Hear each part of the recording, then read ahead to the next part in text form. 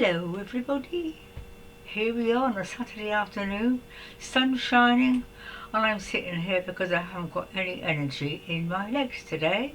We don't know why, except I was awake most of the night and I've had a bit of a depressed time because I had a predator kill one of my blackbirds. I've got a small cottage garden and blackbirds love to come, and they should know they're my friends. And I'm always putting bits out for them. And I could see this quite large bird pecking at something. I thought, I wonder what he's found. And it was a blackbird. I rang the wildlife people to ask what sort of predator. It was a sparrow hawk, apparently, quite a big bird. Where it found me from, I don't know. It's a small garden in the middle of an estate, really, I suppose. And I don't know, it suddenly saw this poor little blackbird eating its breakfast, and it did upset me, you know, because death doesn't come that near usually, and it is a death. I know it's nature, but it just seemed, and so he saw me standing at the doorway, and it suddenly flew off carrying this bird, and his little legs were all dangling. I thought, oh no, oh no. So I was feeling a bit down. That was only yesterday. So I'm sitting out in the garden today, and I'm sure you all feel depressed sometimes. You can't make yourself not feel depressed. Well, I don't know. I usually can get out of my last video, I smile at something, and I did smile at something. I bought some, I don't know if you gardeners might know Rudbeckias. They're huge big yellow daisies. I've got a bare patch in my garden and I wanted to fill it with something, so I go to the garden centre and buy one already filled pot with flowers in it and stick it in the bare patch. It's a cheap way of gardening, but they were so bright and so beautiful. And I had talked to them this morning, giving them some water. I said, you are so beautiful. And they really were big, fat, like suns on sticks, really. It's so beautiful, yellow and gold and absolutely magical things. Went back to my seat, and I came in to make a coffee. That's right. And I thought, what's that glittering out there? What's that bright light I can see? And I still can't work out where it came from. Well, I don't need to really, because it was a gift, wasn't it? And it's quite a big pot with these they're quite tall flowers, and I could see this light radiating out from this plant. Now, it wasn't just a light. You know how when light radiates, it kind of gets diffused. I mean, it was like a little sun. It wasn't just a flickering light. It was fantastic. I thought, wow. And I guess the sun was reflecting on something. And the sun takes 4 minutes to move a degree. Not everyone knows that. But I couldn't take my eyes off it. I thought, wow, what a beautiful, brilliant white light. It was brilliant white, like you get from a torch or something brilliant, and it was pulsating for quite a time. I couldn't take my eyes off it. Anyway, eventually got the coffee and sat down. It was still there a little bit, and eventually it faded into a beautiful rose pink. It was like such a present, such a gift. It's just what I needed this morning. It really was. This beautiful. It was almost like God was saying, it's okay. I'll look after the bird. Didn't the Master Joshua say, not a bird falls before the Father looks after it? And I just felt, that just come to me. Just felt that this bird, although that happens, just nature, you know, that at the end of the day it's okay. It's just me that's upset because they haven't come back, you see. They won't come back for a while because they'll be aware of what happened. They'll keep away, so I'm missing them today. So this light was just like a, well, I don't know, like a everything's okay light. It's beautiful. And I sort of sat there reflecting, and I thought somebody said, one of my videos, I think it was the last one, very nice comment. Don't give up, he said, because we need the elders, you elders, me and many other my age, okay, we need your light. And it's true. We do have to, I think we have to earn it, you know, and I think there are lots, my age, I mean, I'm getting on, darling, I really am. I can't say how old I am. Well, it's difficult because my physical age isn't the same as my other age. I came in as a walk-in. This body was 7 years old when I came, so I'm younger than I look. Anyway, I was reflecting. I think, you know, on the internet, I love the internet, but sometimes I think, I mean, you do ask yourself how much of it is real fantasy, how much of it is, you have to question it. But it's all these comments and all the, I thought, everyone's so young. And of course, as you get older, even policemen seem young. They say that. And it's not just the youth, it's the naivety, I suppose. Now, I don't know whether it's genuine or whether people just say these things, whether they mean it, feel it, because all this love and light stuff. I've got a book by somebody, it's called now, an Arcturian channel, and they say love and light. It's not actually love and light, it's light and love, and it doesn't mean what people think it means. And they say it's so love and light. I mean, do they know that was light? Do they know what the true spiritual love is? Very few of us do. I've experienced it from time to time. I think we all have, but it's not to be bandied about as love and light, like goodbye friend, you know? And I was thinking about this, and most of these comments are from women. I don't think men have yet learned how to really express themselves terribly well. Some have. That man made a lovely comment. I've appreciated that. But it's mostly women, and I thought they're all in their probably 20s or 30s. Where have they been?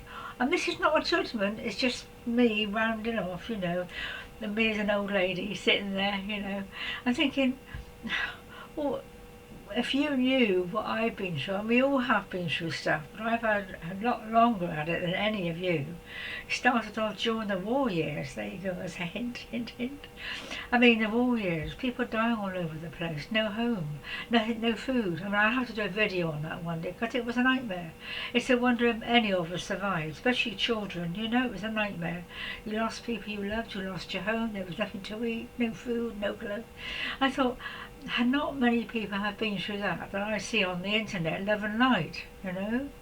And I think you have to have, well, I was reading in one of my little master books, I won't show it to you because it's out of print now, one of the master books, and he says that you have to have lived as an ordinary person, and I think it's the hardest thing for me to have done, not living as an ordinary person, but you know what you've left behind, and I miss it dreadfully. So the light that came this morning, that beautiful, it was almost like home for me, you know, and it would be for a lot of people.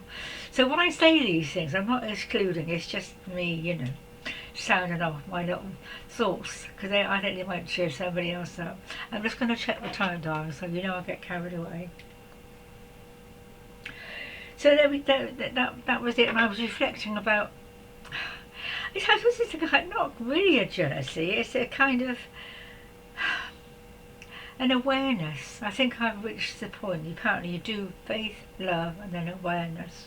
You reach that stage in your development where you are, it's conscious awareness. And you get to that stage where everything seems very trivial and very mundane and very boring, to be honest, you know.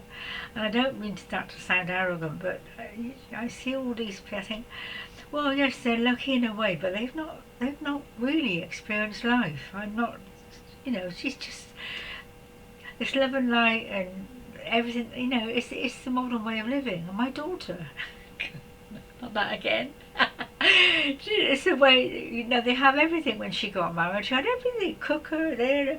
When I got married, I had nothing. I had rush matting on the floor and a borrowed settee and a borrowed cooker.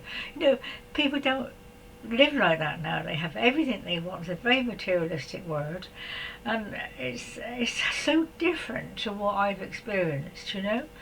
And you have to have experience, I think, to find that light, to find that inner connection. You know, you have to go through the mill, as they say, you know, and house moves, disasters, you know, victimization, cruelties, beatings. I've had it all, really. You wouldn't think it. It's not a sob story, but I've come to the point now, oh, for goodness me, I deserve it. I deserve that light, you know, I work bloody hard. And I think, you know, when all this happened for me 50 years ago, I've been at this for 50 years, believe it or not. It happened 50 years ago, and I had a little group of friends. We had nothing. We didn't have computers, mobile phones. There were none of these books. No, you couldn't get mystical. I think the first book I ever bought was the Pleiadian book, Bring Us at the Dawn. And you can see, it's my Bible. It's got everything you need in there. Everyone should read it. Lady in Springers of the Dawn. My first book, that's 20 years old. It's been around, it's been around. People have borrowed it. It's been dropped in the bath apparently, and I've rescued it several times from people. I shouldn't lend it out. Don't lend books because people don't appreciate them and you don't get them back. Anyway, so that's my first mystical book for my friend called Barbara. Not sure she's still alive. And we just had a little group meeting and I used to do the channeling. I'll put a link in for that, channeling 40 years ago, because it is fascinating. I would just sit and these beings would come through. This is why I did that video about voices, because I do tend to doubt it. I've been there and done that. And I won't go into it now, but I did do the channeling and it was a very almost a frightening experience because you'd never heard of it in those days. It was a new thing. It was what you were off your head. I probably was. Still am, getting worse. So it's all this love and light. I think you haven't got a clue what love and light means. No, I'm not being, you know what I mean. It's just that this is like, it's deeper and deeper than people realise. Very few people, it's like Christmas card, love from. Love. Or, you know, Master Peter, he's one of the, Master Peter Dunov, you may have heard of him, he's a Bulgarian master, he's not alive now. He had the White Brotherhood, and he said the only love is the love of God is all there is. And that's true, there's no other love. I mean, the love is real and powerful, and of course you can love an animal, you can love a picture. And Raji says that, don't go around saying I love fish and chips, because you don't love fish and chips, you like fish and chips. I'm in one of those moods today. Anyway, I'm not sure I should wrap it on and go anymore. I'm still not 100%. So there we are. I will put the link on for the channeling because it was a very interesting time. I used to sit there with all these people around me I was thinking as I was channeling, thinking, what are we all doing? And of course I wouldn't believe it until I came out of it and someone said, no, you were definitely gone. And I'd go home and I'd type out on my typewriter, no computer then, no internet, these little tapes. So I deserve it. I deserve that beautiful, beautiful, and of course we all do. But it was just today I really needed that little bit of reassurance that it'll be okay. And so it will. Okay, my darlings, I'm going to go now. Have another lie down, I think. Take care. God bless.